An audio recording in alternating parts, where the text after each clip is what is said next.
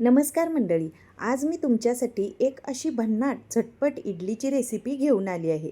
एकदाच पाहिली तरी तुम्ही वारंवार बनवाल. डाळ तांदूळ भिजवण्याची ना गरज आहे ना वाट पाहायची. फक्त रेशनच्या तांदळाच्या पिठापासून अवघ्या 15 मिनिटात तयार होणारी मऊ लुसलुशीत जाळीदार आणि स्पॉन्जी इडली. कधी अचानक इडली खायची इच्छा झाली, डाळ तांदूळ भिजवायचे राहून गेले किंवा सकाळी झटपट नाश्ता हवा असेल तर ही रेसिपी तुमच्यासाठी अगदी परफेक्ट आहे. चला तर मग वेळ न घालवता रेसिपीला सुरुवात करूया. तर इथे मी 1 वाटी रेशनच्या तांदळाचे पीठ घेतले आहे. हे तांदूळ मी स्वच्छ धुवून वाळवून दळून आणले आहे. रेशनच्या तांदळापासून इडली डोसा खूप छान होतो. आता यामध्ये 1 वाटी रवा घातले. यानंतर 2 वाट्या ताक घालायचे आहे. पण एकदम सगळं घालू नका. आधी 1 वाटी ताक घाला आणि मिश्रण व्यवस्थित मिक्स करा.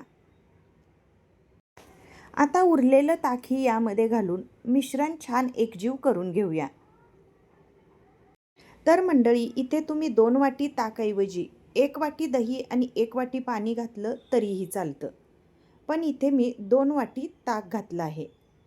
आता यामध्ये अर्धी वाटी पाणी घालायचं आहे. पाणी थोडं थोडं घालत इडलीच्या पिठासारखी मध्यम कन्सिस्टन्सी तयार करायची. पीठ खूप घट्टही नको आणि पातळही नको. रवा मोठा असेल तर थोडंसं पाणी जास्त लागतं, पण रवा बारीक असेल तर पाणी अर्धीच वाटी लागतं. तर बघा, या पद्धतीने आपलं मिश्रण छान तयार झालं आहे. या प्रकारे याची कन्सिस्टन्सी हवी, म्हणजे इडल्या खूप छान होतात. आता यावर झाकण ठेवून 15 मिनिटे मुरण्यासाठी ठेवूया. तोपर्यंत आपण इडलीचे साचे तयार करून घेऊया. प्रत्येक साच्याला हलकासा तेलाचा हात लावा. त्यामुळे इडल्या अगदी सहज निघतात आणि चिकटतही नाहीत.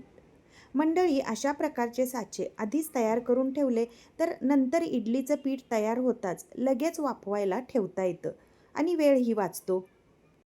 तर बघा, 15 मिनिटानंतर रव्यामुळे पीठ छान फुगलं आहे.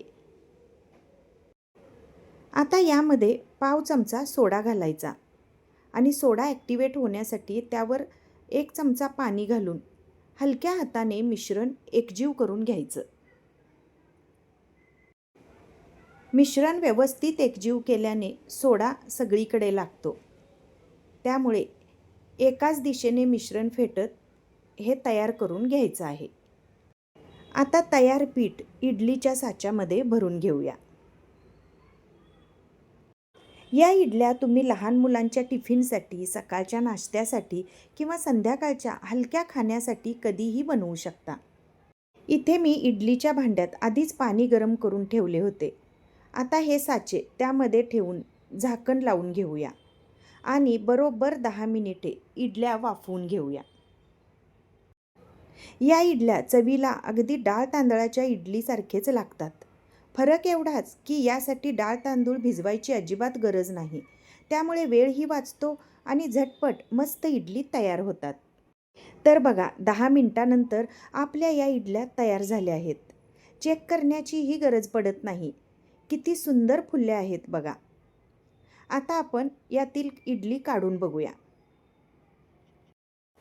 तर बघा, अगदी सहज निघतात आणि किती सुंदर फुलल्या आहेत. मागच्या बाजूलाही जाळी छान पडली आहे.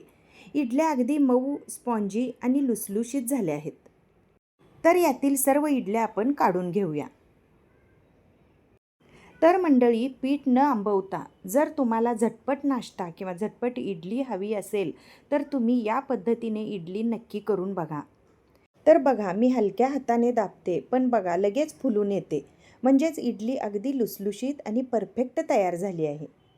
आता यातील एक इडली मी आतूनही मोडून दाखवते.